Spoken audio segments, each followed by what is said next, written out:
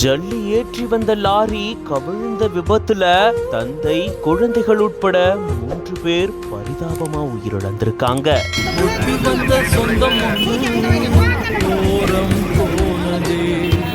அண்ணன் தம்பி பாசம் அது சோரம் போனதே பாதையில தென்னம் போல பார்க்க இங்க யாரும் இல்ல. கட்டுப்பாட்டை இழந்த லாரி இவங்க மேல கவிழ்ந்ததுல உடல் நசுங்கி 3 துடிதுடிச்சு உயிரிழந்திருக்காங்க. குழந்தைகளை இருசக்கர வாகனத்துல தந்தை கூட்டிட்டு போகும்போது இப்படி ஒரு கோர விபத்து நிகழ்ந்திருக்கு.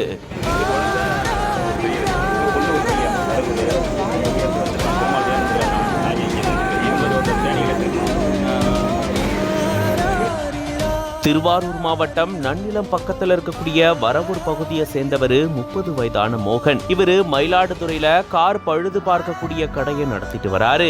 இந்த சூழல்ல தான் வரவூர்ல இருந்து மிளகாய் தூள் அரைப்பதற்காக ஊராட்சி ஒன்றிய நடுநிலைப்பள்ளியில 1ஆம் வகுப்பு படிக்கக்கூடிய தன்னுடைய மகனையும் 3 வயது மகளையும் கூட்டிட்டு இருசக்கர வாகனத்துல இவரு பூந்தோட்டத்துல இருந்து காரைக்கால் போகக்கூடிய சாலையில போயிட்டு இருந்திருக்காரு. திருமாலம் அப்படின்ற பகுதிக்கு வந்து மிளகாய் தூள் அரைச்சிட்டு மறுபடியும் வீடு திரும்பும் போதுதான் எதிர்பாராத விதமா கரூர்ல இருந்து ஜல்லிலோடு ஏத்திட்டு வந்த லாரி கட்டுப்பாட்டை இழந்து வளைவுல திரும்பும் பொழுது இவங்களுடைய இருசக்கர வாகனத்து மேலேயே விழுந்திருக்கு.